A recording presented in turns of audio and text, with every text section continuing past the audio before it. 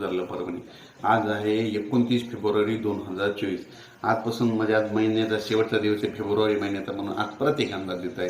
कारण की राज्यामध्ये म्हणजे खूप ठिकाणी जवळपास 4 दिवस झाला अवकाळीचं संकट चालू आहे. मग हा पाऊस नेमका कधीपर्यंत राहणार आहे, म्हणून खास करून हा अंदाज देत आहे. राज्यात आता उद्या 1 मार्च आणि 2 मार्चच्या दरम्यान राज्यामध्ये संपूर्ण महाराष्ट्रामध्ये ढगाळ वातावरण राहणार आहे.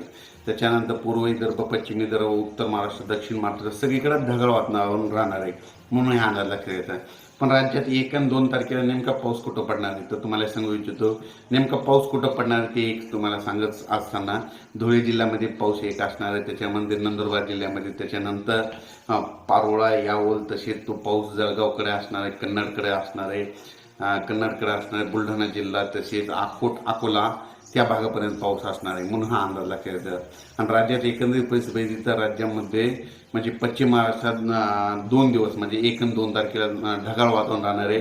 काहीतरी तुरळक ठिकाणी थोडाफार पाऊस येणार आहे, सर्वदूर पडणार नाही, नुकसानीचा पडणार नाही, म्हणून हा अंदाज लक्षात येतो. त्याच्यानंतर कोकणपट्टीत देखील 1 आणि 2-3 तारखेपर्यंत ढगाळ वातावरण राहणार आहे, पाऊस काय पडणार नाही, त्याच्यामुळे काही चिंता करायची गरज नाही. त्याच्यानंतर मराठवाड्यामध्ये देखील 1 आणि 2 मार्च दरम्यान खूप आभाळ येणार आहे. 1-2 4-5 ठिकाणी थोडं थेंब येतील, काही ठिकाणी थोडं पाऊस पडेल, खूप काय मोठा पाऊस पडणार नाही, सर्वदूर पडणार नाही, म्हणून मराठवाड्यातल्या सर्व शेतकऱ्यांनी हा अंदाज लक्षात येतो.